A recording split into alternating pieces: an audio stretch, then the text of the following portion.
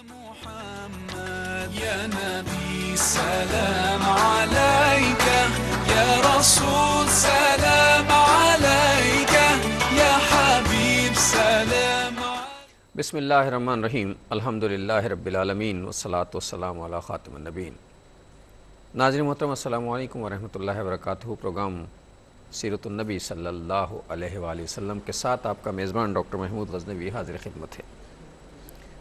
اچنبھا تو ہو رہا ہوگا آپ کو، یہ وقت میرے آنے کا نہیں جانے کا ہے، یعنی اس وقت پروگرام ختم ہو چکا ہوتا ہے، کوئی اور پروگرام آپ دیکھ رہے ہوتے ہیں، لیکن آج اتفاق سے 8 بجے ہم آپ کے ساتھ موجود ہیں اور میرے ساتھ شجاع الدین شیخ صاحب بھی موجود ہیں۔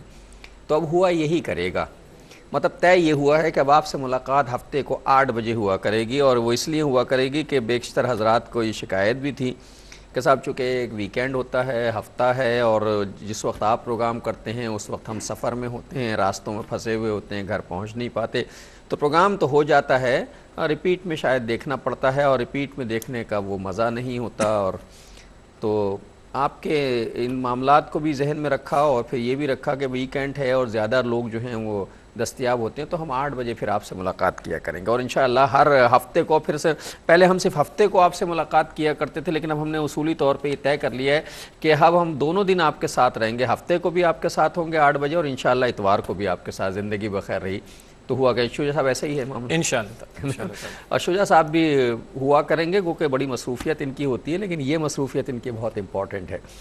تو بہرحال ہفتے میں 2 مرتبہ آپ سے ملاقات ہوگی، چونکہ سیرت النبی کا معاملہ ہے، اور سیرت النبی کوئی بہت معمولی سا موضوع نہیں ہے، اور اس کے ہر پہلو پر گفتگو کرنے کے لیے میں آپ دیکھیں کہ غزوہ بدر پہ پروگرام ہو رہا ہے، اور ہم کئی پروگرام کر چکے ہیں، لیکن بات مکمل نہیں ہو پاتی، اس لیے ہم چاہتے ہیں کہ ہفتے میں 2 دن جو ہے اس پر پروگرام کیا جائے۔ آپ کو یاد ہوگا غزوہ بدر کے حوالے سے جو ہماری گفتگو کا آغاز ہوا تھا، تو یہ کہ غزوہ بدر میں کامیابی ہو چکی ہے، نبی کریم صلی اللہ علیہ وآلہ وسلم، اسے ریکیپ ہے یہ کہ نبی کریم صلی اللہ علیہ وسلم جب مدینہ طیبہ میں داخل ہو رہے ہیں تو ایک فاتح کی حیثیت سے داخل ہو رہے ہیں، اور جب فاتح کسی بستی میں داخل ہوتے ہیں تو ان کا، آج کل کے فاتحین کا تو رویہ کچھ اور ہوتا ہے، لیکن یہ ایک ایسے فاتح ہیں جو ایک مثال بننے والے ہیں دنیا کے لیے، اور قرب و جوار کی بستیوں میں جتنے لوگ بھی دشمن ہیں وہ ان کی ہیبت سے تھر تھر کانپ رہے ہیں، خوفزدہ ہو گئے ہیں، اور ان پر نبی کریم صلی اللہ علیہ وسلم کی دھاک بیٹھ گئی ہے۔ مدینے میں بہت سے لوگ جو ہیں وہ اس خوف سے مسلمان ہو گئے کہ اب یہ فاتح ہیں اور نہ جانے ہمارے ساتھ کیا کریں گے۔ اس میں ایک شخص عبداللہ بن ابی بھی ہے جو ظاہری طور پہ مسلمان ہو گیا، یہ سب دشمنان اسلام ہیں۔ پھر معاملہ یہ ہوا کہ نبی کریم صلی اللہ علیہ وسلم تشریف لے آئے، تو اس کے بعد قیدیوں کے قافلے آنا شروع ہوئے، یہ جنگی قیدی ہیں، اور اس پر میں شجاع صاحب سے ابھی روشنی ڈلواتا ہوں کہ قیدیوں کا معاملہ جو ہے وہ کیا ہونا چاہیے اور آج کیا ہوتا ہے۔ دنیا بھر میں جنگی قیدیوں کے بارے میں جو کچھ آپ سنتے ہیں انہیں ذرا دیکھیے، اور یہ جو جنگی قیدی ان کے بارے میں، جب قیدی داخل ہوئے تو نبی کریم صلی اللہ علیہ وآلہ وسلم نے ان قیدیوں کو صحابہ میں تقسیم فرما دیا، کسی کے حصے میں 2 قیدی آئے، کسی کے حصے میں 3 قیدی آئے، اور فرمایا، ایک جملہ بڑا تاریخی ہے جو اگر آپ ذہن میں رکھیں تو آپ کو انداز ہوگا کہ اسلام کی وسعت نظری ملاحظہ فرمائیے، یہ مشرکین مکہ ہیں، یہ وہ ہیں جو قتل کے درپے ہیں، یہ وہ ہیں جو اسلام کو اور اسلام کے بانی کو نعوذ باللہ مٹا دینا چاہتے ہیں۔ جب انہیں صحابہ میں تقسیم کیا گیا تو نبی کریم صلی اللہ علیہ وسلم نے صحابہ کرام کو حسن سلوک کی ہدایت فرمائی، اور پھر جو حسن سلوک دیکھنے میں ملا وہ یہ ہوا کہ صحابہ کرام خود تو کھجوریں کھاتے تھے، کھجوریں بہت سستی شے تھی اس زمانے میں، اور روٹی بہت مہنگی چیز تھی، تو صحابہ کرام خود تو کھجوریں کھاتے تھے لیکن جنگی قیدیوں کو روٹی کھلایا کرتے، یہی معاملہ تھا شجاع صاحب۔ بسم اللہ پھر۔ اللہم صلی علی محمد وعلی آل محمد وبارک وسلم۔ بسم اللہ الرحمن الرحیم۔ انشاءاللہ آج بھی اور کل بھی ہماری گفتگو جاری رہے گی، جیسا کہ ذکر ہوا، اور پچھلے کئی پروگرام سے غزوہ بدر کے حوالے سے گفتگو جاری ہے، اور اب بات آ کے رکی ہے قیدیوں کے تعلق کے حوالے سے۔ یہ بات ذکر کی جا چکی ہے کہ سورۃ الانفال میں غزوہ بدر کے حوالے سے خاصی تفصیلات عطا کی گئی ہیں۔ 2 صورتیں اور سمجھ لینے کی ضرورت ہے۔ ہجرت کے بعد سورۃ البقرہ کا نزول ہوا، اور سورۃ البقرہ میں جنگی ہدایات بھی عطا کی گئی ہیں۔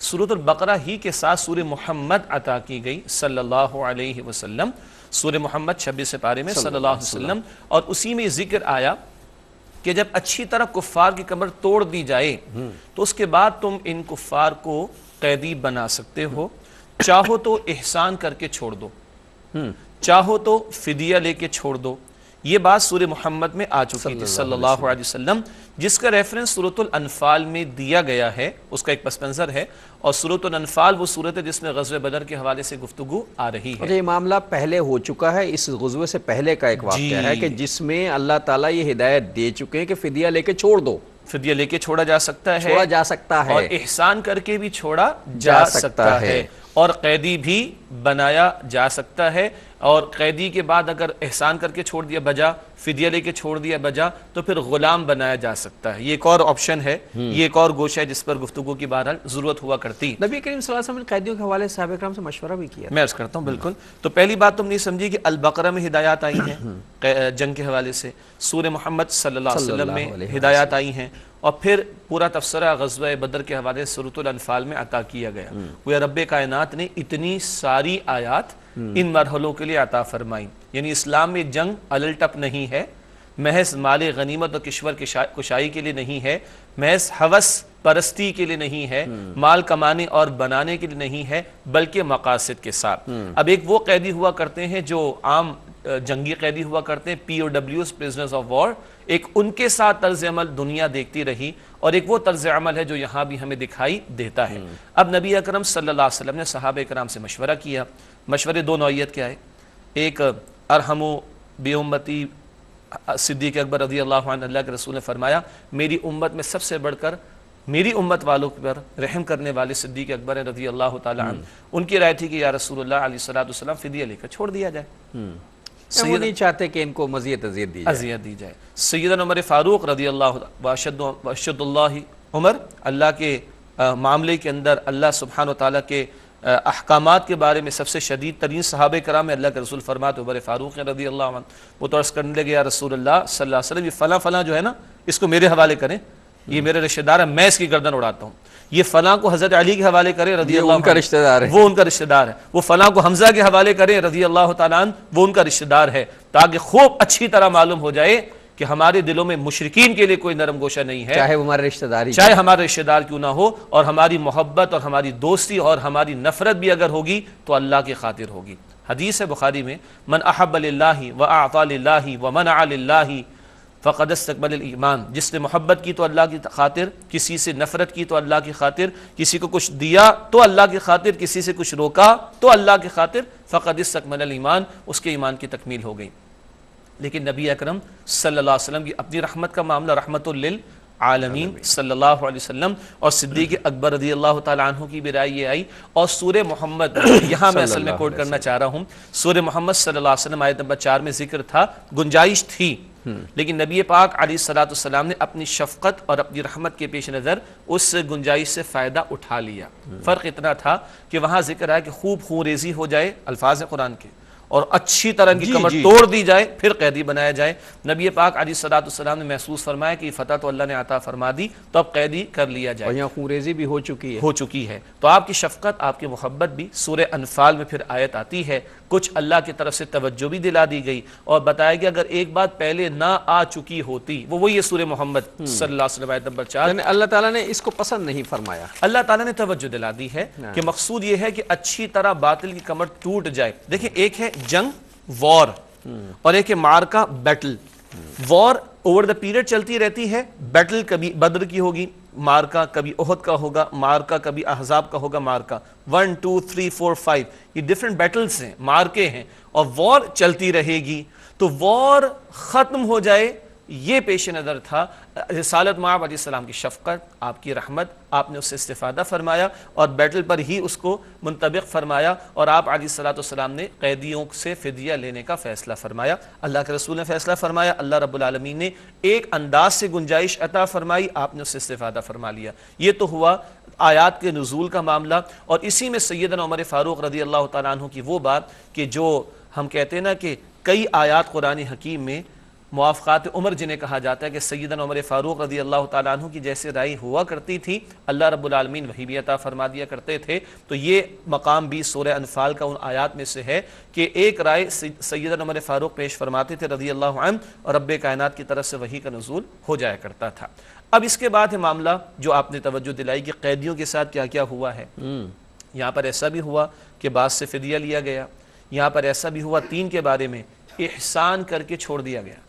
وہ جو قرآن کہہ رہا ہے نا سورہ محمد میں صلی اللہ علیہ وسلم, اللہ کے ایک ایک شق پہ عمل ہو رہا ہے. سبحان اللہ. اما عائشہ نے فرمایا نا کانا خلق القرآن رضی اللہ تعالیٰ عنہ, کہ نبی اکرم علیہ السلام کے اخلاق تو قرآن ہیں. تو احسان کر کے بھی چھوڑا گیا, فدیہ لے کر بھی چھوڑا گیا. اور ایک عجیب فدیہ بھی تھا, ایک مشرک کو جو پڑھنا لکھنا جانتا ہے اس پر مقرر کیا گیا کہ وہ 10 مسلمان بچوں کو لکھنا پڑھنا سکھا دے. کیا مراد؟ ظاہری بات وہ تو مشرک ہے, وہ جو دنیاوی اعتبار سے کچھ لکھت پڑھت ہوا کرتی ہے وہ سکھا دیا جائے. اس سے بھی بہت کچھ اخذ ہوا.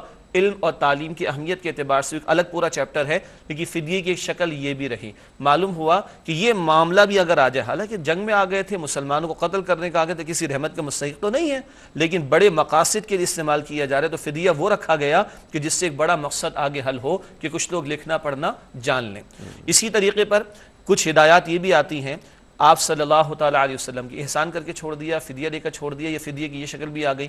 اگر کسی کو غلام بنایا جاتا ہے اسلامی تعلیم میں, تو پھر آپ نے جو بات ارشاد فرمائی, خود کھجور چھوڑ رہے ہیں اور خود کھجور کھا رہے ہیں اور دوسروں کو روٹیاں دے رہے ہیں. مطلب آج کے حوالے سے انسانی عقل جو ہے دنگ رہ جاتی ہے کہ روٹی اس زمانے میں روٹی آج بھی کوئی کم نہیں ہے جی. روٹی آج کل بہت مہنگی ہے بھائی. مطلب کسی زمانے میں ایک زمانہ وہ تھا جب 1 آنے کی 1 روٹی ملا کر جب 16 آنے کا روپیہ ہوتا تھا. 1 آنے کی 1 روٹی ملتی تھی. ناظرین اب آپ میری عمر کا اندازہ لگانے کی کوشش مت کیجیے گا اس سے. 1 آنے کی روٹی ملتی تھی, آج 10 روپے کی روٹی ملتی ہے. اس زمانے میں بھی چونکہ گندم اناج یہ مہنگا تھا اور کھجوریں نسبتاً سستی تھیں اور اللہ کی طرف سے کھجوریں وافر مقدار, تو صحابہ کرام کھجوریں کھا لیتے تھے جی, اور قیدیوں کو روٹی کھلاتے روٹی. اور پھر آپ دیکھیے کہ نبی پاک صلی اللہ علیہ وسلم کی, ناظرین بہت توجہ کیجیے گا, قیدی غلاموں کے بارے میں کیا حکم ہے. اچھا یہ غلام کون بنتے تھے یہ بھی سمجھنے کی ضرورت ہے. چلتے پھرتے کو غلام بنانا حرام ہے. آزاد مرد اور عورت کی خرید و فروخت اسلام میں حرام ہے. یہ غلامی کا تصور کہاں والا ہے؟ یہ صرف جنگ سے متعلقہ امور میں, جن کو پی اور ڈبلیوز کہا جاتا ہے, پرزنرز آف وار کہا جاتا ہے, کہ جو قید میں آ گئے تمہاری, جو لڑنے کو خود مرنے کو آئے, لڑنے کو آئے ہیں, ان کو اگر تم نے قید کیا, تم احسان کر کے چھوڑ دو, تم فدیہ لے کے چھوڑ دو, تم کوئی کنڈیشن لگا کے چھوڑ دو, نہیں تو غلام بنا لو. ان کے بارے میں غلامی والے احکامات ہیں. آزاد مرد عورت کو غلام بنانا حرام. لیکن یہاں تو مسئلہ ہے کہ جو غلام ہے وہ آزاد سے زیادہ عیش میں ہے. نہیں دیکھیں, چلیے وہ تو دوسری بات ہو جائے گی, لیکن یہاں سمجھنے کی ضرورت ہے اسلام کی تعلیم کو, جو میں عرض کرنا چاہ رہا ہوں کہ یہ نہیں کہ کسی جگہ کو, کسی علاقے کو فتح کیا تو پوری آبادی کو غلام بنا لے, حرام ہے. نہیں, صرف جو جنگ کے لڑنے کے لیے ہے. اچھا اب جس کو غلام بنا اس کے بارے میں کیا تعلیم؟ جو خود کھاؤ انہیں کھلاؤ, جو خود پہنو انہیں پہناؤ. سوچئے ڈاکٹر صاحب, یہ ملازمین کے بارے میں نہیں ہوتا, یہ غلاموں کے بارے میں ہے. دن میں 70 مرتبہ بھی غلطی کرے تو معاف کر دو. اور اپنے غلاموں اور کنیزوں کے بارے میں اللہ سے ڈرتے رہنا, اللہ کے سامنے تم نے ان کے بارے میں جواب دیا. اس نے کہ وہ تمہارے زیر نگی ہیں, زیر نگی ہیں, ان کی کفالت تمہارے ذمہ ہے. یہی. اچھا پھر آپ دیکھیے قرآن حکیم میں جو بہت سارے گناہوں پر کفارے مقرر کیے گئے, روزے رکھ لینا, ایسا کر لینا, وہاں پہ ایک کفارہ یہ بھی آتا ہے غلام کو آزاد کر دو. ناظرین محترم, بات غلاموں پہ آ کے رکی ہے اور میں عارضی غلاموں کا بھی تذکرہ کرنا چاہتا ہوں. اس پر ایک وقفہ لے کے آئیں تو پھر بات کرتے ہیں. السلام علیکم ورحمۃ اللہ وبرکاتہ. ویلکم بیک ناظرین. وقفے کے بعد پروگرام سیرت النبی صلی اللہ علیہ وآلہ وسلم میں آپ کا خیر مقدم ہے. بات ہو رہی تھی جنگی قیدیوں کے حوالے سے, اور ایک آپشن یہ بھی آیا کہ ان جنگی قیدیوں کو غلام بنانے کا بھی ایک آپشن آپ کے پاس موجود ہے, اور جنگی قیدیوں ہی کو صرف غلام بنایا جا سکتا ہے, عام لوگوں کو غلام نہیں بنا. چونکہ جنگی قیدی جو آپ کے مقابلے پر آئے ہیں, آپ کو مارنے آئے تھے, نصیب ہے کہ آپ بچ گئے اور ان کو وہ قیدی بن گئے, تو انہیں غلام بنانے کا آپشن موجود ہے. عام زندگی میں لوگوں کو غلام بنانے حرام قرار دیا ہے, جیسا کہ شجاع صاحب نے فرمایا. میں نے چلتے وقت ایک تذکرہ کیا تھا کہ کچھ عارضی غلام بھی ہوتے ہیں, یہ ملازمین ہیں. جی, یعنی غلامی سے, نوکری تو ہے ہی غلامی نا. ہم جب نوکری کرتے ہیں تو ہم ایک معاہدہ کرتے ہیں کہ صبح 8 بجے سے شام 8 بجے تک کا, یا جو بھی وقت ہے, اس وقت میں ہم آپ کے ڈسپوزل پہ ہوں گے, آپ کا جو دل چاہے. جو آجر ہے, اجیر تو وہ جو ملازمت کر رہا ہے, آجر وہ جس ملازم رکھ رہا ہے, کیا آجر کی بھی کچھ ذمہ داریاں ہیں کہ وہ ان عارضی اور 12 گھنٹے کے غلاموں کے لیے کوئی اچھائی کا پہلو رکھے؟ بسم اللہ الرحمن الرحیم. لفظ غلام کے بجائے اگر ہم میں غلام نہیں کہہ رہا, میں ویسے ہی کہہ رہا ہوں تو اس کے لیے تو بڑی مشہور حدیث ہمارے سامنے نا, کہ مزدور کی مزدوری اس کے پسینے کے خشک ہونے سے پہلے پہلے اس کو دے دیا کرو. بہت معروف حدیث ہے نبی اکرم علیہ السلام. ہمیں معلوم ہے کہ 8 گھنٹے کے شفٹ والوں سے 12 گھنٹے کام لیا جاتا ہے. ہمیں یہ بھی معلوم ہے کہ 12 گھنٹے کام کرنے والے کو 8 گھنٹے کی تنخواہ بھی وقت پر نہیں ملتی. ٹھیک ہے, ہمارے پاس وہ پھر ہمارا رویہ بھی ان کے ساتھ بہت ہی جی اچھا رویہ پھر مالک اور غلام والا ہو جاتا ہے. حد تک کام. میں نے خاص طور پہ یہ لفظ استعمال کیا کہ ہم تو بالکل ہی سمجھتے ہیں تمہیں پیسے دیتے نا, ہم نے تمہیں خریدا ہوا ہے. بالکل. اور اگلی بار ڈاکٹر صاحب سمجھنے کی یہ ہے کہ یہ تو اللہ تعالیٰ نے فطری نظام رکھا ہے کہ کچھ کے پاس مال زیادہ ہوگا اور کچھ کے پاس کم ہوگا, تبھی گھر گھر ہستی کا کام چلے گا, تبھی نظام زندگی چل سکے گا. سارے امیر ہو جائیں تو باقی کام کرے گا کون؟ سارے غریب ہو جائیں تو ان کو کام پر لگائے گا کون؟ یہ تو اللہ تعالیٰ نے ایک نظام رکھا ہے دونوں کا اور ہر ایک کا امتحان. ہاں دونوں کو بتایا گیا ہے کہ جیسے حدیث شریف میں آتا ہے کہ تم مومن نہیں ہو سکتے جب تک کہ اپنے بھائی کے لیے وہی بات پسند نہ کرو جو تم اپنے لیے پسند کرتے ہو. وہ آجر ہے جو کہ امپلائر ہے, وہ چاہتا ہے کہ یہ 16 آنے اپنی نوکری درست ادا کرے, اپنا کام صحیح وقت پر کرے, تو اس کو بھی تو دیکھنا چاہیے کہ تنخواہ بھی صحیح وقت پر ادا کرے. وہ جو اجیر ہے, وہ جو امپلائی ہے, وہ جو ملازم ہے, وہ چاہتا ہے کہ میری تنخواہ صحیح بھی ملے اور وقت پر بھی ملے. تو اس کو بھی دیکھنا پڑے گا کہ میں بھی کام صحیح کروں اور وقت پر کر کے دونوں کی ذمہ داری بیان کی گئی ہے. حقوق اور فرائض دونوں کا تصور ہمارے دین نے ہمیں عطا فرمایا اور تالی دونوں ہاتھوں سے ہی بچتی ہے. ہمارے یہاں ناظرین محترم اصل دونوں طرف کا مسئلہ ہی, میں نے خاص طور پر یہ مسئلہ اسے چونکہ سیرت النبی ہمارے لیے جو ہے وہ زندگی کے ہر پہلو پر جو ہے وہ ایک مثال ہے, اور سوچتے ہیں حدیثیں بھی بتا دی گئیں, سنا دی گئیں کہ آجر کی ذمہ داری جو ملازم رکھ رہا اس کی ذمہ داری رحم کا سلوک بھی کرے اور اس کے ساتھ مطلب اس کی برداشت سے زیادہ کام بھی نہ لے جتنے اس کو پیمنٹ کرتا ہے اس کے حساب سے. اور جیسے کہا کہ نہ وہ جناب انہیں اوور ٹائم مل رہا ہے, 8 گھنٹے کی ڈیوٹی ہے, 14 گھنٹے 15 گھنٹے کام کر رہا ہے وغیرہ وغیرہ. تو اس میں بھی ظاہر ہے کہ آجر سے پوچھ گچھ تو ضرور ہوگی, یہاں نہیں ہوگی تو کہیں اور ہوگی, اور یہ اللہ تعالیٰ کی نظر میں تو سارا معاملہ چل رہا ہے. اسی طرح جو میں ملازم ہوں, ملازمت کر رہا ہوں اور میری ڈیوٹی ہے آدھے گھنٹے کی, اور 2 گھنٹے میں ظہر کی نماز کے لیے اور کھانے کے لیے جاتا ہوں تو مسجد میں سو جاتا ہوں پڑھ کے, جو وہ اس کی ذمہ داری, وہ میری حق نہیں ہے میرا. میرا فرض یہ ہے کہ وہ وقت امانت ہے جس کی میں تنخواہ لے رہا ہوں. ہاں بندے کا حق بھی ادا کرنا ہے, رب کا بھی حق ادا کرنا ہے. رب کا حق ادا کر لیا. ظہر کی نماز کی تیاری ادائیگی میں 20 منٹ لگیں گے, 25 منٹ لگیں گے, آدھا گھنٹہ لگے گا, باقی آدھے گھنٹے میں کھانا کھائیے. عام طور پر 1 گھنٹے کا بریک ہر جگہ ملتا ہے. 1 گھنٹے کے بعد دفتر واپس لوٹ آنا چاہیے.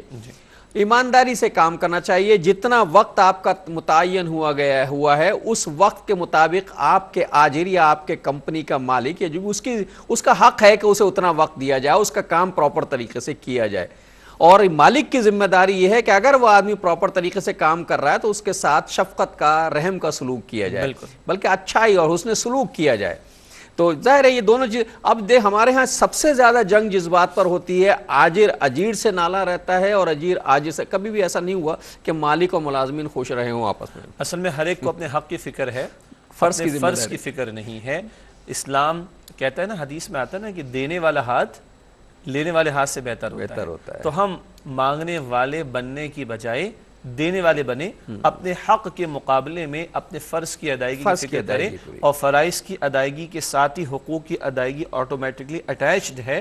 اگر فرض ادا ہوتا جائے تو حقوق بھی ملتے چلے جائیں گے. اس میں ایک پہلو اور بھی ہے جیسا میں اب ناظرین واپس اپنے موضوع پر آ رہا ہوں, ایک بات بس آخری کرنا چاہتا ہوں. ایک پہلو اور بھی ہے ہمارے یہاں, اصل میں ایک معاملہ اور بھی ہوتا ہے. مثال کے طور پر آپ اور میں دونوں برابر کے ملازم ہیں. آپ تو اپنے فرائض پوری طریقے سے انجام دیتے ہیں, مالک کو بھی یہ بات پتہ ہے, وہ آپ سے خوش بھی ہے. میں بھی اپنے فرائض انجام دیتا ہوں, بہت کوتاہی کرتا ہوں, لیکن میرے آپ کے ساتھ سلوک ایک صحیح ہوتا ہے. تو اگر آپ کو آپ کی ذمہ داری کی اپریسیشن مل رہی ہو, کمپنسیشن ہو رہی ہو اس کی کوئی, تو میں بھی دیکھ کے کم از کم یہ تو کہوں یار اگر میں بھی ایمانداری سے کام کروں تو میرے ساتھ بھی یہ ہوگا. تو ہمارے دونوں طرف سے یہ کوتاہی تو ہے, ہوتی ہے, اور دونوں طرف سے اصلاح کی ضرورت ہے. چلیے یہ بات تو ہو گئی. اصل میں غلاموں کے حوالے سے آئی تھی اور ملازموں تک آ کے پہنچ گئی. ظاہر ہے سیرت کا بنیادی مقصد یہی ہے کہ زندگی کے ہر شعبے میں ہم جو ہے اسلام سے اور صاحب اسلام سے جو ہے وہ ہدایت حاصل کریں. اچھا, پھر یہ معاملہ ہوا تھا کہ جناب بچوں کو پڑھنا سکھا دیا جائے, کچھ لوگوں کو غلام بنے, یہ مختلف طریقے تھے. یہ تو ہوا قیدیوں کا معاملہ جس کو اس طریقے سے بن گیا. اچھا, سورہ انفال جس کا تذکرہ آپ نے فرمایا, سورہ بقرہ کے بعد سورہ محمد صلی اللہ علیہ وسلم پہ سورہ انفال کا تذکرہ ہوا ہے.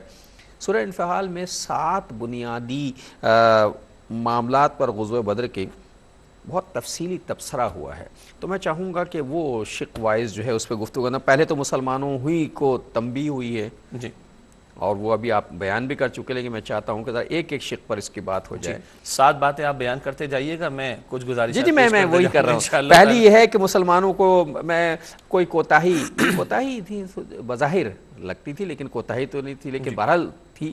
اللہ تعالیٰ نے تنبیہ فرمائی ہے اس میں. ہم اس کو یوں کرتے ہیں کہ جیسے پچھلے نشستوں میں ہم نے سمجھا تھا کہ قرآن جو 23 برس میں کم و بیش گریجولی نازل ہوا، اس کی حکمت کیا تھی.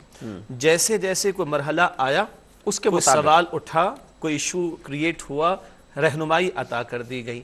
تو کیونکہ حق و باطل کا پہلا باقاعدہ مارکہ ہے، کیونکہ 8 مہمات پر ہم نے بات کی تھی جو غزوہ بدر سے پہلے بھی ہیں، لیکن حق و باطل کا پہلا باقاعدہ مارکہ ہے، تو تفصیل سے رب کائنات نے ہدایت بھی عطا فرما دی ہیں. ایمان والے میدان میں اتر رہے نا، تو انفال کے شروع میں کہہ دیا گیا انما المؤمنون الذین، کون ایمان والے؟ یعنی کہ اللہ تعالیٰ ایمان کے تقاضوں کا تذکرہ بھی بار بار فرماتا ہے. وہاں ارشاد ہوا کہ اذا ذکر اللہ وجلت قلوبہم، جب اللہ کا ذکر ان کے سامنے ہوتا ہے ان کے دل کانپ اٹھتے ہیں. وَإِذَا تُلِيَتْ عَلَيْهِمْ آيَاتُهُ زَادَتْهُمْ ایمانا، جب ان کے سامنے اللہ کی آیات کی تلاوت ہوتی ہے ان کے ایمان میں اضافہ ہوتا ہے. تو الانفال میں اچھا یہ ہمارے میٹرک کے سلیبس میں بھی یہ صورت شامل ہے آج بھی، تو بہت سے ینگسٹرز اس کو بھی اپریشیٹ کریں گے انشاءاللہ تعالیٰ کہ کچھ ذکر وہاں سے بھی آ رہا ہے. تو پہلی بات ایمان کی آبیاری، ایمان کا بڑھنا اور قرآن کے تعلق سے اور مضبوطی سے ایمان میں اضافہ ہونا، یہ وہ شے ہے جو بندہ مومن کو مارکہ حق و باطل میں کھڑا کرتی ہے. اچھا یہ بھی بتا دیا گیا کہ جب تم اللہ کی راہ میں نکلنا تو کثرت سے اللہ کا ذکر کرنا، اللہ اور اللہ کے رسول علیہ السلام کی اطاعت کی روش اختیار کرنا، ان مشرکوں کی طرح اتراتے ہوئے مت نکلنا اللہ کی راہ میں. ٹھیک ہے، وہ تو شرابیں پیتے ہوئے، ناشتے کودتے ہوئے آئے تھے نا، گاتے شرابیں پیتے ہوئے، رقص کرتے ہوئے اور تکبر کا اظہار کرتے ہوئے. ادھر کہا جا رہا ہے کہ اللہ کا ذکر کثرت سے کرنا، ادھر کہا جا رہا ہے کہ اللہ اور اللہ کے رسول علیہ السلام کی اطاعت کرنا، ادھر کہا جا رہا ہے کہ تکبر نہ کرنا. یہ وہ بنیادی باتیں ہیں جو مومن کے لیے رب کائنات کی مدد اور نصرت و تائید کا ذریعہ بنتی ہیں. تو یہ بنیادی ہدایات الانفال میں عطا کی گئی. ایک اور ہدایت یہ دی گئی کہ جب اتر پڑو میدان میں تو اب ڈٹے رہنا، اب ہٹنا نہیں پیچھے، استقامت کا مظاہرہ کرنا. اور اس دن اگر کوئی پیچھے ہٹا جانتے بوجھتے تو اللہ کے عذاب میں مبتلا ہوگا. یعنی جب تک تو جنگ نہیں ہوئی تو صبر کا حکم تھا، مکے کے 13 برس ہم پڑھ چکے.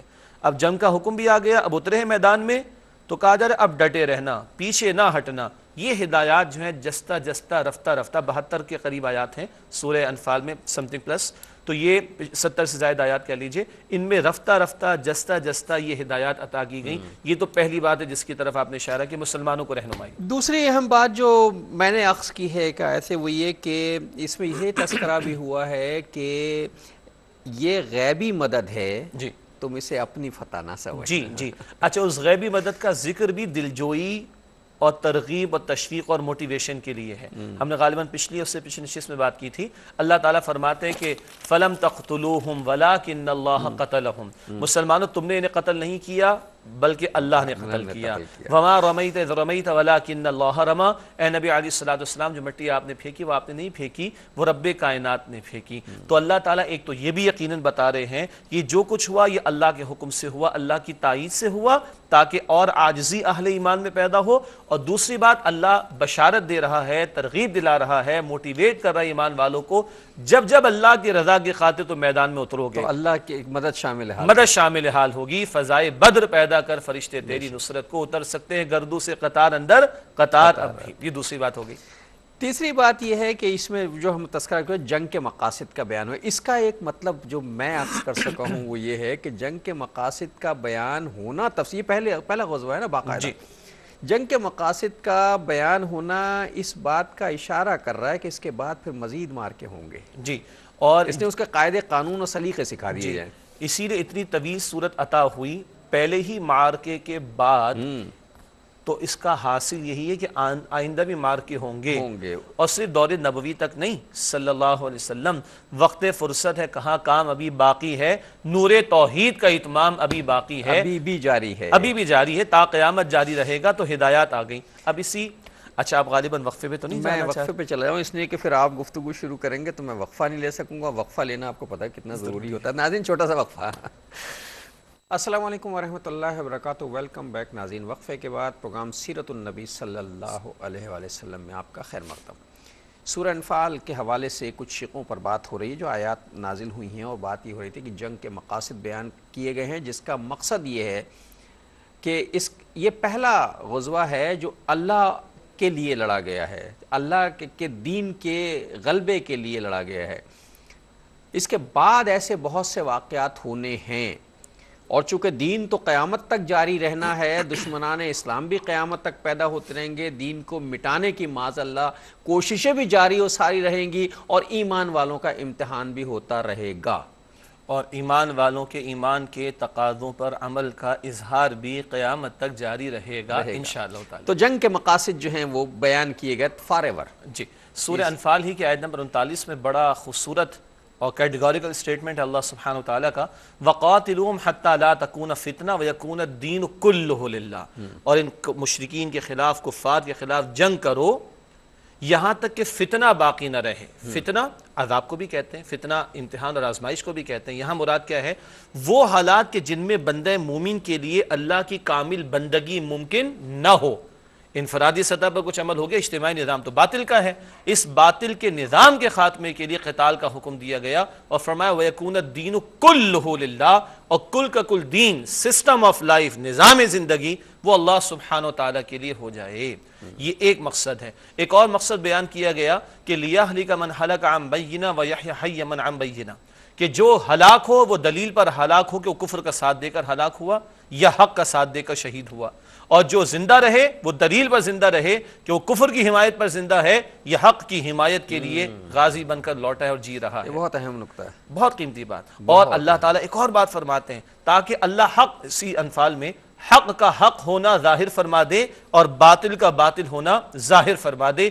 313 کا وہ لشکر ہم ڈسکس کر چکے ہیں، نہتے بالکل، اور 1000 کا وہ لشکر جو پوری تیاری کے ساتھ آیا. اللہ نے حق اور باطل کا فیصلہ فرما کر یہ آج کے لیے بھی ہمیں یہ ثابت کرنا چاہیے کہ ہم حق کے ساتھ ہیں یا باطل کے ساتھ، بالکل کلیئرٹی کے ساتھ. اور اللہ وہ امتحانات لاتا ہے کہ حق کا حق ہونا ثابت ہوتا ہے، اور اس کو تو اللہ نے، بدر کو تو اللہ نے یوم الفرقان قرار دیا. یوم الفرقان ہے.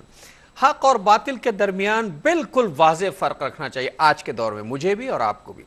ہمیں ثابت کرنا چاہیے ہم حق کے ساتھ ہیں یا ہم باطل کے ساتھ ہیں. یہ جو بین راستہ ہم اختیار کرتے ہیں نا، کہ ذرا معذرت خواہانہ رویہ ہوتا ہے، کوئی کہے کہ ہاں بھائی تم تو مذہبی آدمی، نہیں میں کوئی اتنا خاص مذہبی بھی نہیں ہوں، میں لبرل بھی ہوں، میں ذرا سا لبرل براؤڈ مائنڈیڈ ہوں.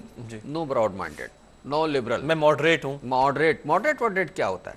میں مسلمان ہوں، رسول اللہ صلی اللہ علیہ وسلم کی شریعت پر عمل کرنے والا ہوں، اللہ کے احکامات کو اسی طرح ماننے والا ہوں جس طرح مجھ پر وہ نازل کیے گئے ہیں، جس طرح احکامات میرے لیے آئے ہیں. میں کوئی ماڈریٹ نہیں ہوں. جہاں تک مذہب مجھے ماڈریٹ کرتا میں اتنا ماڈریٹ ہوں. اس کے بعد جہاں مذہب کی حدیں ختم ہو جاتی ہیں میں ان حدوں کو کراس کرنے والا نہیں ہوں. اس میں معذرت خواہی کی کیا بات ہے؟ تو فخر کی بات ہے. We should not be defensive. ہاں کیوں defensive? We should be on the front. اس لیے کہ دنیا کو کفر کرنے میں، شرک کرنے میں، اللہ کے خلاف بغاوت کرنے میں شرم نہیں آتی، تو مسلمان کو اللہ اور اس کے رسول علیہ السلام کی اطاعت کرنے، حق کا پرچار کرنے میں کس بات کی، اور اس کا اظہار کرنے میں کس بات کی شرم؟ کھل کے اظہار ہونا چاہیے. میں الحمدللہ میں مسلمان ہوں، اور گمراہ صحیح لیکن تمام احکامات کو مانتا ہوں اور اس سے بالکل پیچھے ہٹنے والا نہیں ہوں. تو حق کے ساتھ رہنا ہے یا کفر کے ساتھ رہنا ہے، سچ کے ساتھ رہنا ہے یا جھوٹ کے ساتھ رہنا ہے، بالکل کلیئرٹی ہونی چاہیے اس کی. قرآن نے ہمیں یہ ساری چیزیں سکھائیں.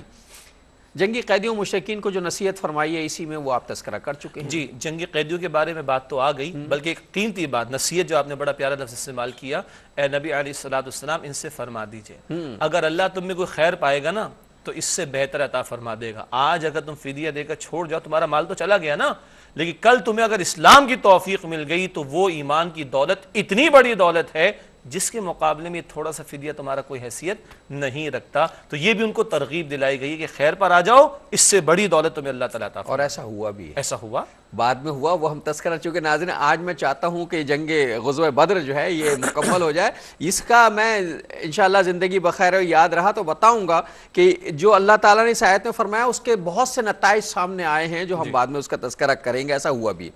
پھر مال غنیمت کے حوالے سے بھی کچھ قواعد کا جی، تذکرہ مال غنیمت کے حوالے سے پہلے تو کیونکہ پہلا مارکا، پھر وہی بات، مرحلہ پہلی مرتبہ آیا، موقع پہلی مرتبہ آیا، انسیڈنٹ پہلی مرتبہ ہوا، رہنمائی آ گئی۔ پہلے تو سوال اٹھا سورت کے بالکل شروع میں، یسألونک عن الانفال، اے نبی علیہ السلام آپ سے انفال کے بارے میں سوال کرتے ہیں۔ پہلے ہم بات کر چکے، نفل کی جمع انفال، اصل تو فتح مقصود ہوتی ہے، مال مل گیا وہ ایڈیشنل سیکنڈری لیول کی شے ہے، بونس ہے، بالکل صحیح۔ تو انفال تو بونس میں ملا ہے، تو شروع میں کہا سب اللہ اور اللہ کے رسول کے لیے علیہ السلام، دیٹس اٹ۔ تمہاری نگاہوں میں مال کی اور دنیا کے اسباب کی کوئی حیثیت ہونی ہی نہیں چاہیے، تو آیت نمبر 1 ہے۔ پھر 10ویں پارے میں آیت نمبر 41، 40 آیتوں کے بعد جا کر فرمایا ایک حصہ اللہ کا، اللہ کے رسول علیہ السلام کا، ان کے رشتہ داروں کا، یعنی بیت المال کا ہے 20%، اور 80% وہ مجاہدین میں تقسیم کیا جائے گا۔ یہ ہدایت یا تقسیم مالی غنیمت کی انفال آیت نمبر 41 میں بیان کی گئی۔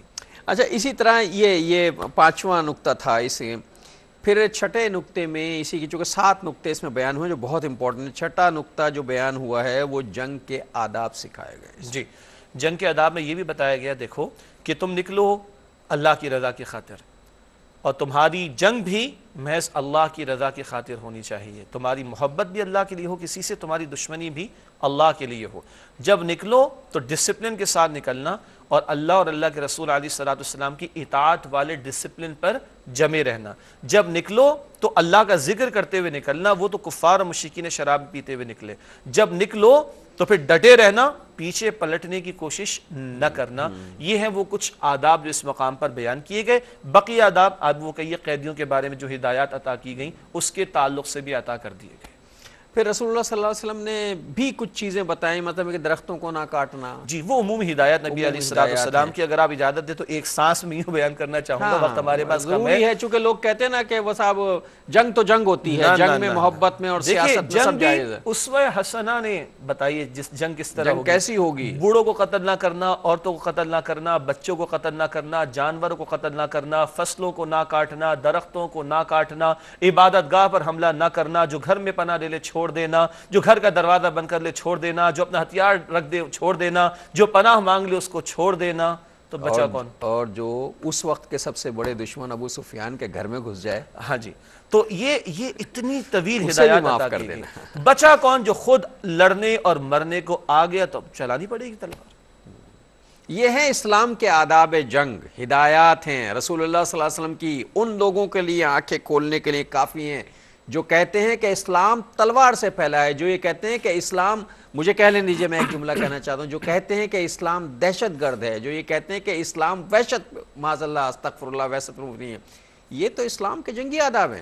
ڈاکٹر صاحب مجھے اجازت دیجئے، 100 برس سے مسلمان کہیں فوج لے کر دنیا میں نہیں گئے، 100 برس سے، آج بھی مسلمان ہونے کی تعداد کا اینول گروتھ ریشو 3.6% ہے۔ مجھے بتا دیجئے، ہمارے بہت سارے بھائی ہماری بہنیں ہمیں یورپ میں دیکھ رہے ہوں گے، ہمیں امریکہ میں دیکھ رہے ہوں گے، کیا ہم کوئی مسلمان فوج لے کے گئے؟ Why they say Islam is the fastest growing religion on the earth, in America, in Europe, in all these non-Muslim countries? کون فتح کر رہا ہے دلوں کو؟ اللہ کی کتاب اور اللہ کے رسول کا اسوہ صلی اللہ علیہ وسلم۔ ہم تو پھر بھی کوتاہی کرتے ہیں، ہم تو میدان میں کودتے ہی نہیں، ہم تو پھر بھی کوتاہی کرتے ہیں۔ مگر مجھے بتائیے کہ اسلام کی اپنی وہ تاثیر ہے، اسلام کی فطرت نے قدرت میں لچک دی ہے، اتنا ہی یہ ابھرے گا جتنا کہ مٹاؤ گے، دباؤ گے۔ یہ ناظرین محترم یہ صورتحال ہے۔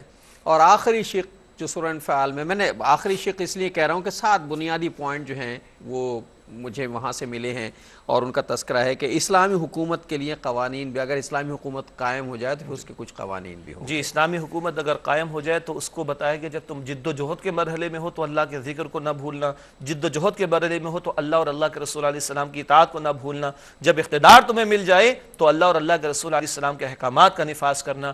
یہی 2 مرتبہ بتایا گیا انفال آیت 58-72 میں، اگر کسی سے معاہدہ ہے تو معاہدے کو توڑنا نہیں، اور چاہے مشرکوں سے اور کافروں سے بھی معاہدہ ہو، معاہدہ برقرار رکھو۔ معاہدہ ہے تو اندر خانے کسی کے خلاف کوئی اقدام نہیں ہو سکتا، اقدام کرنا ہو تو معاہدہ ختم کرو۔ معاہدے کی پاسداری ضروری ہے، چاہے معاہدہ کافروں سے ہی کیوں نہ کیا گیا۔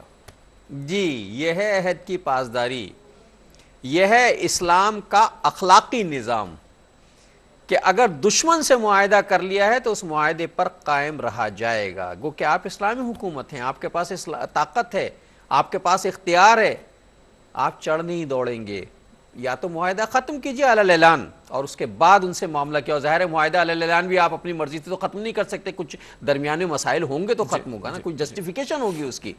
تو اسلامی حکومت اگر قائم ہو جائے گی تو اللہ کی زمین پہ اللہ کا نظام قائم کرنے کے پابند ہوں گے حکمران۔ بالکل، اس کو قرآن ایک اور انداز سے کہتا ہے، اور وہ ہجرت کے سفر کے دوران ہی کہہ دیا تھا، ہم پڑھ چکے ہیں۔ بدر تو بعد میں ہوا، ہجرت پہلے ہوئی۔ سورہ حج آیت نمبر 41، الذین مکناہم فی الارض اقاموا الصلاۃ وآتوا الزکاۃ وامروا بالمعروف ونہوا عن المنکر، جنہیں زمین میں اختیار و اقتدار دیں گے وہ زمین میں نماز کا نظام قائم کریں گے، اللہ کی تکبیر مسجد میں بھی اور اللہ کی تکبیر معیشت، معاشرت، سیاست، عدالت، حکومت میں بھی، یہ نماز، اور زکوٰۃ کا نظام قائم کریں گے، سوشل ویلفیئر کا کانسیپٹ بھی ہوگا، نیکی کا حکم دیں گے، اللہ اور رسول علیہ السلام کے احکامات کو پروموٹ کریں گے، قائم کریں آج گے۔ یہ کہا جاتا ہے سوشل ویلفیئر کا کانسیپٹ، تو یہ ابھی جدید چند ڈیکیڈ جی وہ کہتے ہیں سال کا ہے، اسکینڈینیوین کنٹریز نے ہمیں دیا ہے، ایسا نہیں ہے۔ ہمیں دیکھنا چاہیے اسکینڈینیوین کنٹریز میں سوشل ویلفیئر کے کانسیپٹس دینے والے ریکارڈ پر ہے، they have to admit، ان کو قبول کرنا پڑتا ہے، تسلیم کرنا پڑتا ہے۔